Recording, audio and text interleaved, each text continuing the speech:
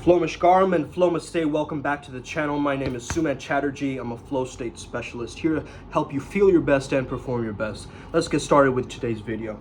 I'm going to be speaking around how to adjust yourself towards a more spiritual life, okay? This is not an easy topic by any means to discuss, because the spiritual life, it takes a lot, man. It's the journey of going to hell and back, okay? It is the best way that I describe it.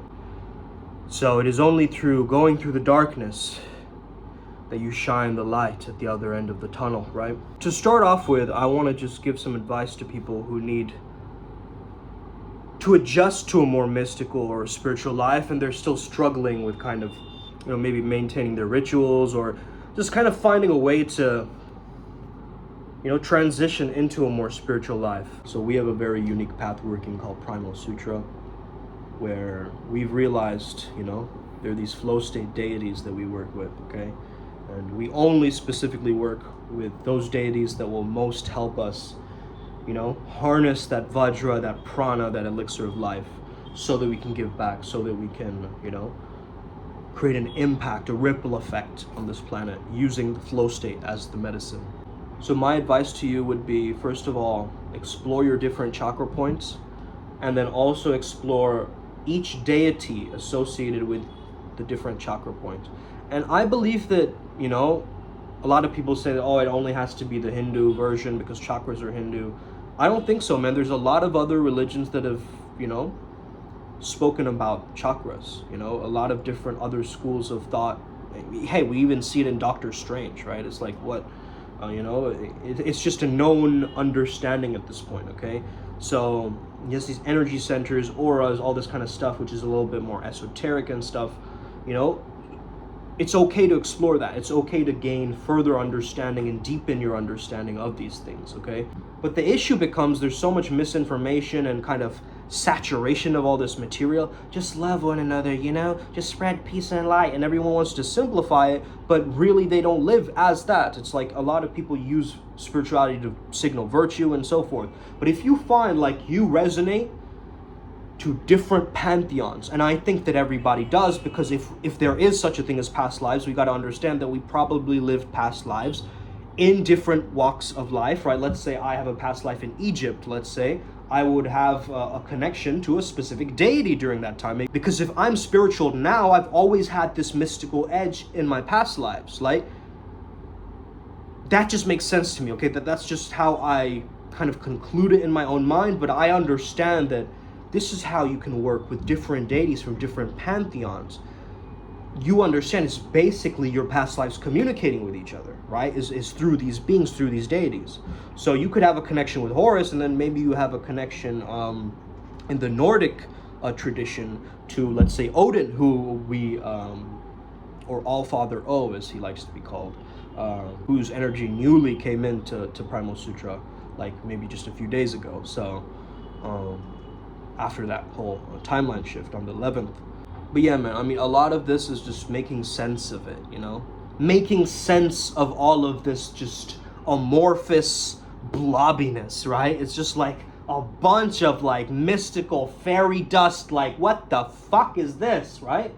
Like what the fuck? This chick is spasming on the floor with light language. Like, what is going on? I have nothing against that, actually. I think that's fascinating, and I love light language, and I think a lot of people do practice it quite literally, and they do have these specific connections and so forth. But there's also a bunch of weirdos, charlatans, nonsense builders out there too, who really don't give a shit about you, And you can tell by the fact that, they'll make like one piece of content in like a decade or something. That's when you know someone is really selfish, bro. When they're not sharing. Get it? When you're not sharing with others what's going on, you're going to reserve yourself on the spiritual journey. You're going to create your own blockages. A lot of people think that they're living on a prison planet and their body is a prison cell. I don't like those analogies. Simply don't like those analogies. They might be the truth or whatever, but it's just like, why would I choose to live in this prison cell? This is beautiful, man. If this is a prison cell, this is like A-grade luxury, man. Oh my goodness. You get what I mean? That's the self-love talking. Okay, get with the program. From that phase of feeling very confused, kind of just discovering, different spiritual concepts, or maybe you had a mystical experience quite recently that has sparked you down this rabbit hole of thinking like this.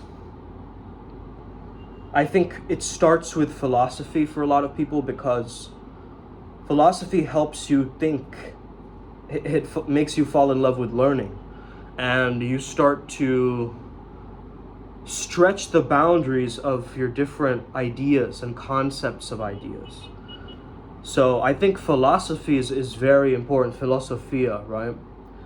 Pythagoras named it, so gotta understand that kind of mathematical inspiration that came through with this, right?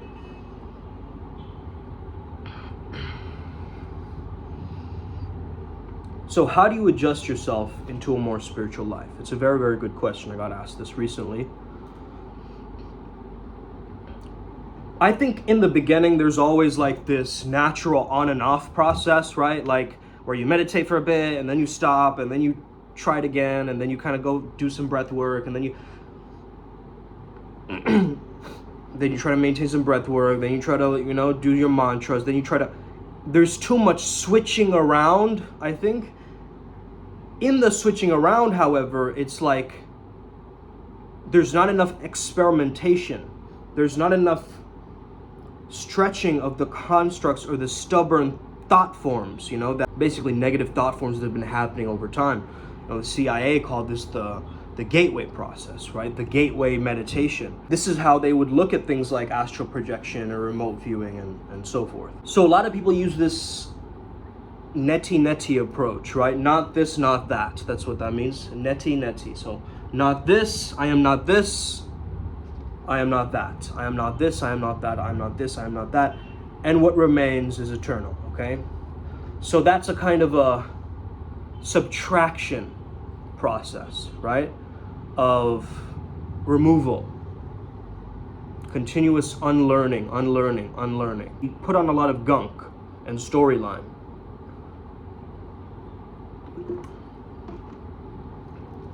A storyline could look great on the surface, like you see a character on paper, like, hey, that guy should be pretty, living a pretty happy life, but you realize that they're miserable inside.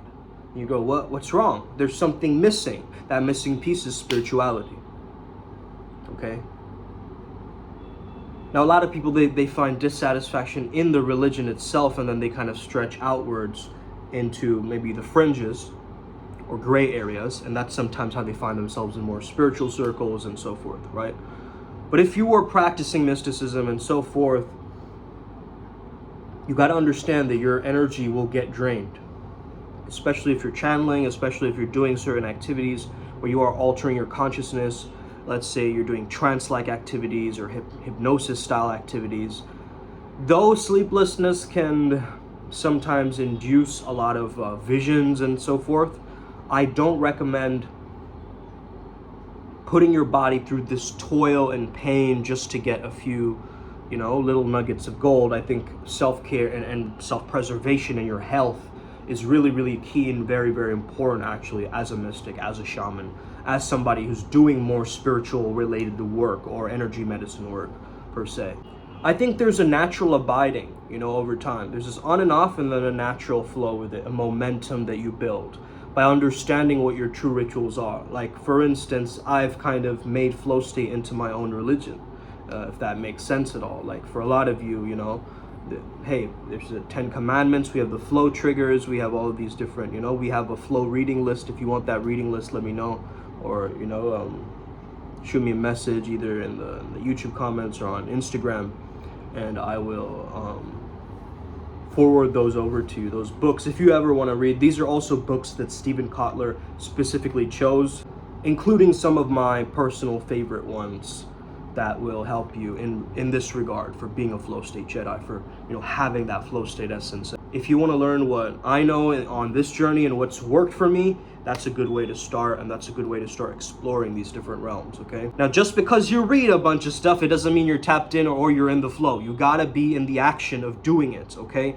That's the most important thing for you right now, is you actually amplify the aspects of you that you feel like you're holding back on, okay? Like a lot of us, we have these crutches, right? We have these different crutches or things that we lean on in order for us to feel our best. Enough of those crutches, okay? Stop relying on something else other than yourself. Stop being employee reliant, stop being religion reliant, stop being, television reliant. Just become self-reliant first. I believe in exploring these different religions. Of course, I am an omnist myself. If you don't know what omnism is, I have a video on it. That's one of my popular videos that, a lot of people have commented, so it's clear that people resonate, but they're not talking about this topic, okay, of syncretism or this understanding. I don't really follow too much of that Theosophical Society stuff. I mean, I tried a little bit, but it's very, very heady, and it's a little bit confusing, and it just, like, at this point, I'd rather just go and do my own research of these masters or these characters, even if they were Blavatsky's, visions or whatever the hell she confirmed. Though I do respect the fact that she's traveled to India and gotten some of these esoteric teachings. There's a lot of contradictions and strange material out there in terms of that path working specifically. So I just want to throw that out there. If you are like a light worker, exploring that space, there might be gift, there might be gold there for you. So I'm not saying don't do it. Obviously, like it's the same with any other thing that you follow, right? Scientology or, syncretism, panpsychism, any of these topics. You gotta look at it from a grain of salt, right? I always just use the Bruce Lee approach. Absorb what is useful, discard what is useless, and add what is uniquely your own. That's always gotta be the motto, bro.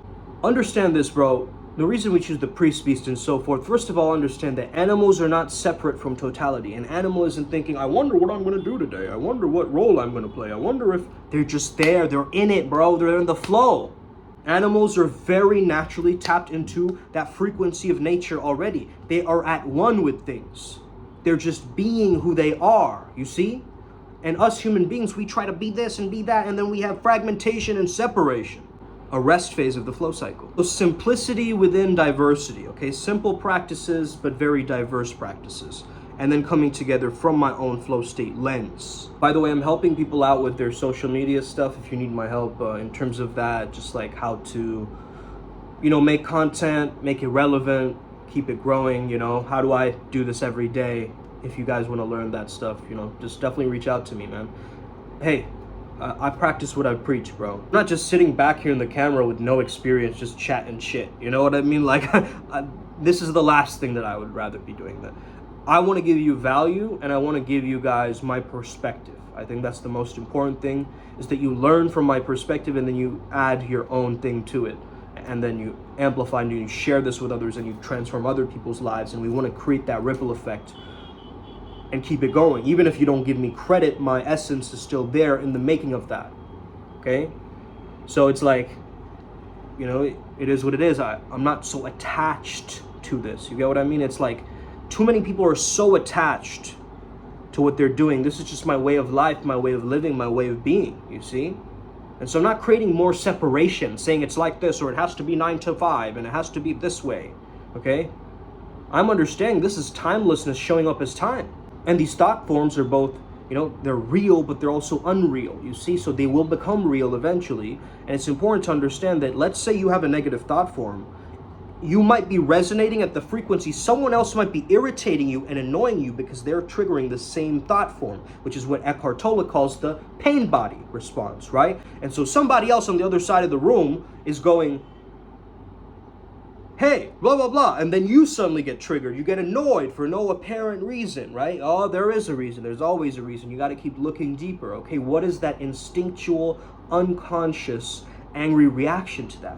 What is that saying? What is that trauma response? What is that pain body attack that's triggered by that negative thought form in that other person's mind and in your mind, communicating with each other? See, animals don't overthink. And the whole thing of the priest beast, that's the middle path, right? That's that understanding that you can try priesting it along all the way you want, but if you're not a badass, if you're not a beast, okay, if you're not a flow to be reckoned with, if you're not that, you're gonna get squished in this game, flat. You're gonna get squished flat, bro. I don't even care. There's too many, shark salesmen out there, okay? Coming in with their own frequencies that are gonna just tear you apart. Okay, so you need that formidability, you need that resilience, you need that mental toughness that no one can fuck with me, bro. Right? You need that feeling. That's the beast, okay? So the priest with the beast together, when you have the raw, the dangerous, the spiritual man who's aligned to his principles and the divine. Same with the woman, okay? If you're a chica watching, you have that dark feminine quality, right? That beast within you, that woman who wants to shine, to be seen, to be heard. Beauty, I want to transfix people with it. And women, naturally, they know how to love other people, but they've got to learn how to love themselves, okay? This is what I've noticed, man. Like, a lot of people, they look for it out there and they never get the answer. And so spirituality, all it means to me is it's like I'm looking for it internally. I'm looking for it in here. You see, it's a unique experience. So when I'm meditating, I'm becoming empty. I'm becoming an empty vessel, an empty shell. Because I understand I am that. I am that I am. I am that blank slate. I am formlessness showing up as form and this beard and these beads and so forth. You see, power cannot be physically known. You can experience power in the physical world and try to get power, but power can only be intuitively known and felt. And intuition is how well you know and connect with your subconscious. That's also where the Chinese word "de," which is another word for charisma, okay, de, D-E, comes from, is that connection with the objective and subjective world. So that intuition is something primordial. It is primal, okay? So it was known before the idea that intuition existed. Like, intuition existed even before it was a concept, you see? So it's primordial. Intuition was discovered, in a sense. And then language, we needed words to try to figure it out and understand it better. But this is wordlessness showing up as words. So anyone can try to define for you exactly, like, this is what the spiritual journey entails, okay? I think it's just about coming back to your I am presence, your pure awareness, finding that light within you, okay? Getting rid of that emotional baggage and stuff, okay? My whole journey resided of me, like, when I really started to spiritually evolve, I was getting rid of the gunk, the emotional, like the trauma energy, the pain body energy inside of me, that negativity within my own system, okay? So I did that through, and you can access those gifts through my process called Flomo Sapien, which is an 8-week program. Is absolutely gonna fucking change your life around. I have no question about it, okay? I have no doubts, okay, on that, because it has shaped so many people's lives to this day. But I went through a similar process through something called the Spiral System by Dane Thomas, and you know, I worked with multiple practitioners, one male and one female, so I got both angles of it, okay? Because I recognized during that time that I was healing my mother wound, and I was doing a lot of work with the divine feminine part of me, right? A lot of this is like, this journey will just tell you, it will reveal to you what you need to do next. You don't need to pre-plan anything in terms of this journey, okay? Like, for now, you know, we're exploring the fact that we have a light feminine and a light masculine version of us, which if we name, we have more a sense of relation to it, a sense of rapport with that part of us. And so we can have these conversations, and that shadow work can get easier. So I call mine Para and Dox. Para is the feminine, Dox is the masculine. That's the dark version. And then I believe it was, could be wrong, but I think it was like something like Maximus and Flora, or Maximilian and Flora, something like that, for the light masculine and light feminine. Once I realized this kind of idea of oneness, which took me a lot of time, it brought me like ego death experiences in college, and like going through a bunch of like portals throughout my different life, different initiations, different people that I met on my own journey in life, and what it means to me.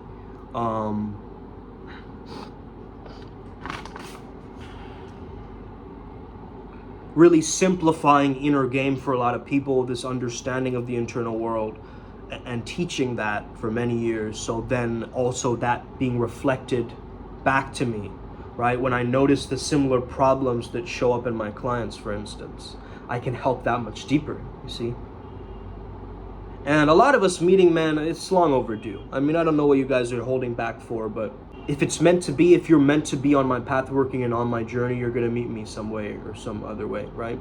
And some people are willing to walk all the way from their country to India by foot to come see me, okay? A lot of people are dedicated to this journey that is being created, is being revealed to me, and all this path working. And You know, if you just want to adjust to a spiritual life, you just have to find the qualities that you most resonate with within spirituality, okay? And you have to build a structure around it somehow. Now, I can help you build that structure, but generally, you just want to have a few things, and at least, something for the mind, something for the body, something for the spirit, each day. If you want holistic improvement, you do one of those each day. Something for the mind, let's say meditation. Something for the body, some form of a physical movement, exercise. Okay? And something for the spirit. Okay? Man, look at my triceps, bro. Damn, look at my triceps, bro. Fuck. Right? Just like bang. Man, that tricep though, huh? That's how you make your arms bigger, guys, okay? Work out your triceps. That's how you do it. Adjusting to a spiritual life, I know isn't easy, okay? Just take your time with it. Be patient. It's all gonna feel right after a while. Anything new that you start, it's not gonna feel good in the beginning, right? It's gonna feel wonky, you're getting used to it, but then you find your rhythm. And the way you find your rhythm is you gotta experiment and you gotta explore different things. Don't get trapped in one dogma or one way. Oftentimes once you realize that, okay, these different things hold the most closest principles to me, I'm gonna move there, okay? I'm gonna move there where I know that there will be the most treasure, the most gifts for me on the other side of it, because I understand already that everything is oneness. I don't need to work towards, I don't need to return home. I am home. You see, I'm already here. That understanding is that you're almost reverse engineering, right? The spiritual journey is that oneness. So that means that every single emotion on the highest rung of the ladder of the highest states of consciousness, bliss, peace, love, that everybody wants, right? It comes from going through the guilt, the shame, the fear, the anger, all of those lower negative emotions have got to be cleared if you want to reach the highest of the high, okay? So understand that every emotion, bliss holds every single emotion. Understand that. Enlightenment holds every single emotion. Okay?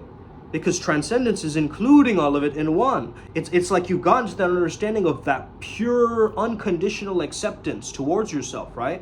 And you can read many different texts. I highly recommend you check out all the spiritual teachers out there. Listen to that on your free time. Really listen to that in your free time. Listen to Muji, listen to Maharishi Mahesh Yogi, listen to Papaji, listen to Eckhart Tolle, listen to Adyashanti, even some of these consciousness guys, okay? Listen to some of them. Michael Singer, of course, from the Surrender Experiment. Then you have, Thich Nhat Hanh. Then you have all of these spiritual teachers. Now, I don't want you to just focus on the spiritual teachers and modify everything in your life according to those spiritual teachers. Those teachers have the truth, but you realize you're not a real priest piece if you're just reading those teachers and trying to be like them, okay? I think the truly spiritual master is the one that's come to realize the true authenticity. And true authenticity is not seeking for something, okay? Yes, a lot of you guys, you call yourself truth seekers. What if you already, the truth is right here, baby? What if, right? And you've been hyperextending that process that enlightenment is later. Enlightenment chopped wood, carry water. After enlightenment, chopped wood, carry water. Nothing changes after enlightenment. It's just your insight, your perspective changes. Like the way you view the world changes, right? So your perspective, your lens has changed. It's a new lens. It's a fresh pair of eyes. That's why Wayne Dyer says, I can see clearly now, right?